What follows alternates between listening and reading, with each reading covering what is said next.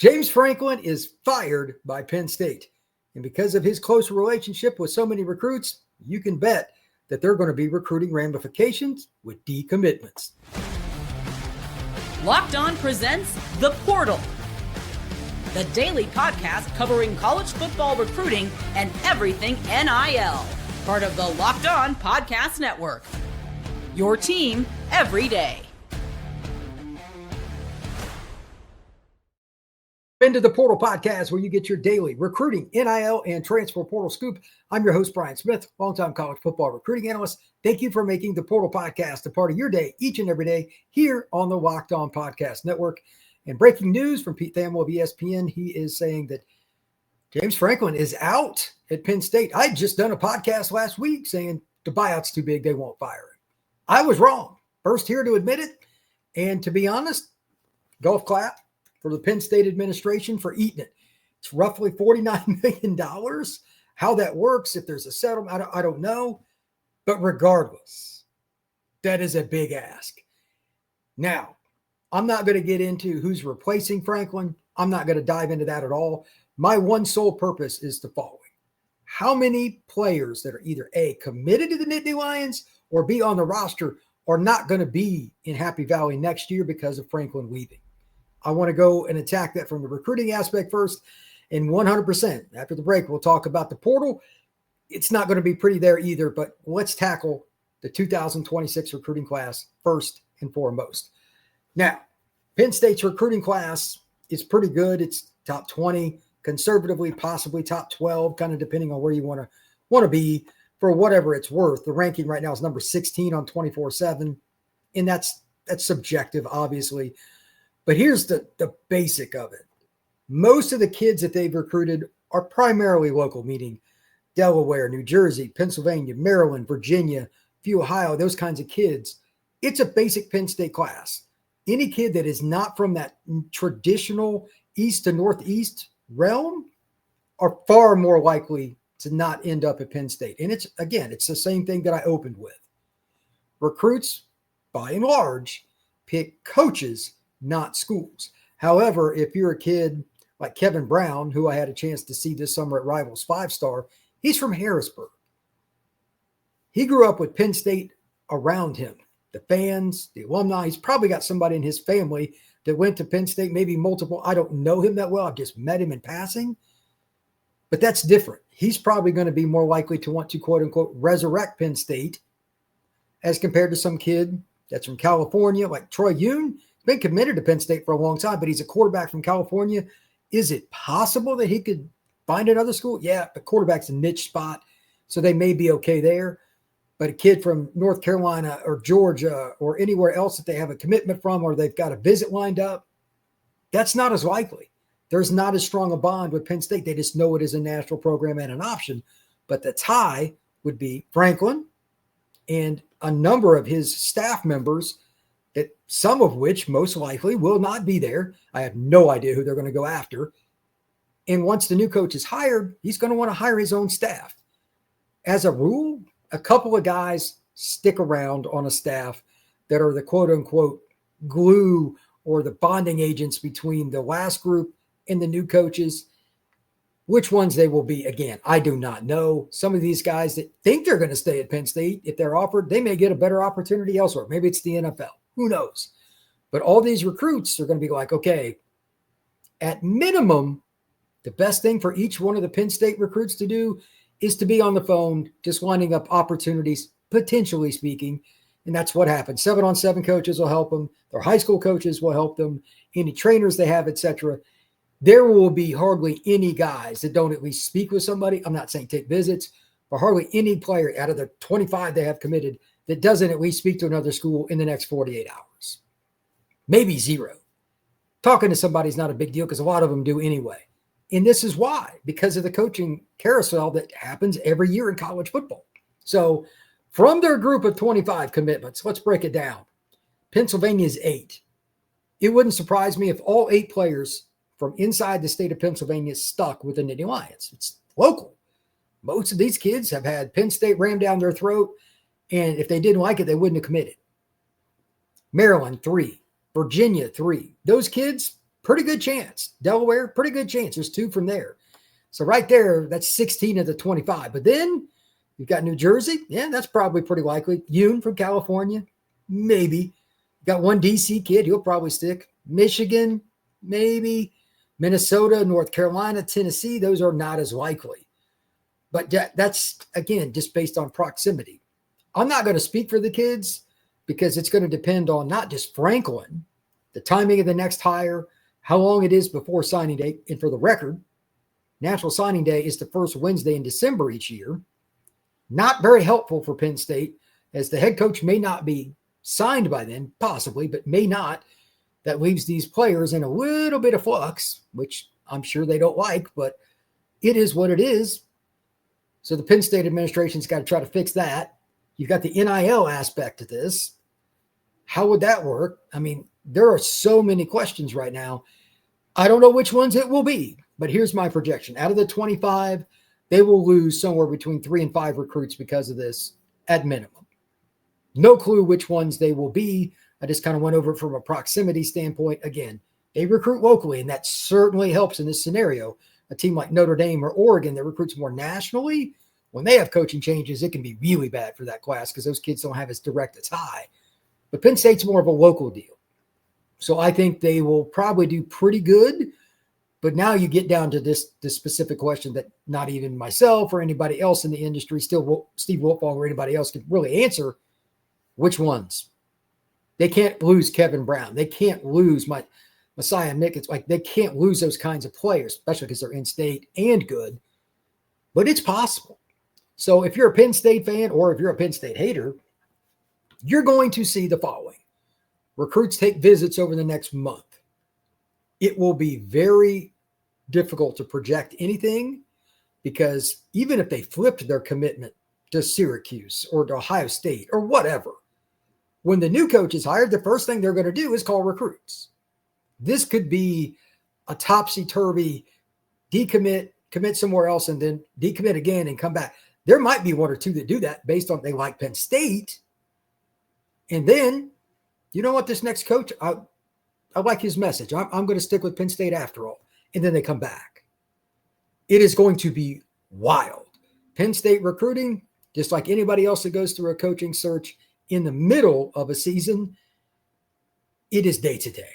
So with that, just keep in mind that Penn State, it's not necessarily a bad move to make this decision, but it will have ramifications on recruiting. In the end, they're probably going to end up with fewer guys. They could end up with a couple other guys they bring in from another staff as they hire people too. There's all kinds of possibilities. It's wild, but the key here, though, is the date for signing day. Recruiting, the first Wednesday in December. Are they going to have the staff assembled? No. So it would probably have to be somebody they're bringing in that's a back office staff guy, and they can tell a player that's being recruited by him, hey, so-and-so, we're doing the background check. We know it's going to pass, but we cannot officially announce it. And that is a very big deal from a legal standpoint. Pennsylvania, like everybody else, has these ramifications if you don't do it by the book for a state institution. They're going to have to go through that. Some of these guys, they might tell them, hey, this guy's going to be your coach. I know you were recruited by him, but he was at Missouri or Kentucky or whatever. But that's about as good as it's going to get. So it'll be wild who they might add as well. When we come back, the portal. How much impact will current Penn State players have with their connection to Franklin? Is that going to be enough to break the bond with them to leave Penn State? That is next here on the Portal Podcast. Today's show is brought to you by our friends over at FanDuel. Right now, we've got the NFL season going on, and FanDuel has an offer you don't want to miss. New customers can bet just $5 and get $300 in bonus bets if you win. That's right. Pick a bet. Put down $5, and if it hits, you'll unlock $300 in bonus bets to use across the app. If you like FanDuel's opportunity to do a little bit of everything, well, here's an example of it. You can bet on over-unders, money lines, parlays, player props, and just traditional, whatever the number is, +3, -3 on whoever you would want. Maybe it's the Bills, maybe it's the Eagles, somebody else. All kinds of opportunities on FanDuel. So what are you waiting for? Visit FanDuel.com to download the FanDuel app today and to get started. We are also brought to you by Monarch Money, where most people can't name all their financial accounts or even what they're worth. whether it's 401ks, properties, or investments. And when you don't have the full picture, you can end up leaving money on the table. That's where Monarch Money comes into play. It's an all-around personal financial tool that brings your entire financial life together in one clean, easy-to-use interface on your laptop or on your phone. Monarch is built for people with busy lives, so you can save your time and money, because if you put off organizing your finances, Monarch is there for you. Monarch does the heavy lifting. You can link all your accounts in minutes, get all the data you want right in front of you in an easy categorization of all your spending. So if you want to do it more economically, save time, be less frustrated, Monarch Money has a great opportunity for you by putting everything together under their app. Don't allow financial opportunity to slip through the cracks. Use code LOCKEDONCollege at monarchmoney.com in your browser for half off your first year. That's 50% off your first year at monarchmoney.com with code LOCKEDONCollege. Thank you once again for making the Portal Podcast a part of your day each and every day here on the Locked On Podcast Network. I'm Brian Smith, longtime college football recruiting analyst, and it's time to break into the awkward side of coaching searches now that James Franklin has been fired. Repeat, James Franklin has been fired by Penn State per Pete Thamel of ESPN. That's the portal. We're still in the portal era. Don't forget about it. It's still here. And here's the really big task. I want to mention this now. I'm not going to dive into it to the back half of this segment, but there's only one portal window now. So whoever ends up being the head coach for the Nittany Lions, that's a really wild deal, because while the new coach, the players get to jump in the portal after he's hired, if they don't hire, I know this is very unlikely, if they don't hire it before early January, it's going to be January 2nd through the 16th at the normal portal window for everybody's open, they can hit that one too. They need this done before December, like in the open, public, and all that. That is really hard to do. So we're going to come back to that. But how many players were attached to James to the point where, in conjunction with some of his staff's definitely going to be gone, they're like, you know what? I'm going to move on to greener pastures. That's a really hard call. A lot of kids really like Franklin. He's a super, super popular guy with players, from what I've heard. Now, there's some exceptions. Some people didn't like him, some players, but that's inevitable at every program. As a recruiter, elite. And that's going to carry over to his relationship with guys once they make it to Happy Valley. Just a wild guess. Wild guess here. 10 players will leave Penn State this offseason because of Franklin. Now, we can't track that per se, because you're going to lose guys every year. And to be politically correct, a lot of them aren't going to bring it up because of Franklin. They're just going to play the middle ground because they want to get to the next place without any trouble, etc. But that's my guess. About 10 players. Some of them were probably going to leave anyway, and this just kind of nudged them out the door. It was the straw that broke the camel's back. How about that? But at the same time, it's the same question as with the 2026 recruits. Which specific players? You've got a bunch of seniors you're losing anyway. And on top of that, you're going to have a younger roster next year. If you pull a couple of guys that are freshmen and sophomores that are key contributors, maybe it's a defensive tackle, maybe it's a DB, whatever, that's going to hurt. Penn State, in my opinion, if recruiting, you're going to lose some, but I'm not as worried there as some other people. But the current roster, that freshman class that got a corner that was from modern day, like Daryl Dixon, that guy is a really good player, but he's going to have his phone's going to blow up. He's a California kid. Franklin's not there anymore. Blah, blah, blah. Come to USC or Oregon or to Utah or Texas Tech or whatever, at least something, that part of the country west of the Mississippi. All those schools are going to call him. And that doesn't even count the Georgias, the Miamis, everybody else, Ohio State. They're all interested too for those kinds of elite corners, like the really specialty positions, offensive tackle, D-line, corner, and of course, quarterback. Gruntmeyer, the redshirt freshman quarterback, he's going to get calls. Which ones will leave? I have no idea. But you're going to take a step back as a program for a year or so. But if it's very specific players like that, Penn State could be down for 2 or 3 years. I'm thinking it's going to be kind of a one-year hit next year in conjunction with, obviously, they're down this year. It could be a lot longer if the wrong players, from a Penn State perspective, are going to leave because of James Franklin. It is what it is. This is college football, and it's a very transient time. When head coaches leave, players often follow. I am fascinated to see what Penn State does from a, quote, time perspective, and B, the secondary part here is really important. Which guy can they get that has some kind of tie to New Jersey, PA, Maryland, Virginia? That is paramount. Again, they recruited 2/3 of this recruiting class from their home base. They should. They need somebody from that area that's not only a good recruiter, a really good head coach. Franklin obviously was not great on game day. That was always the knock on him.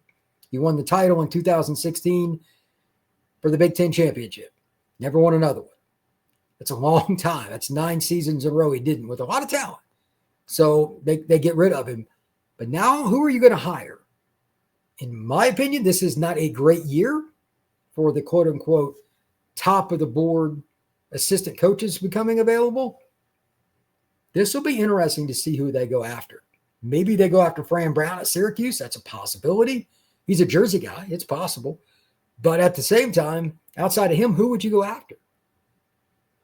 I don't know. But if they hire the wrong guy, as the saying goes, you're only as good as your leader. And then recruiting in the roster obviously will go down from there.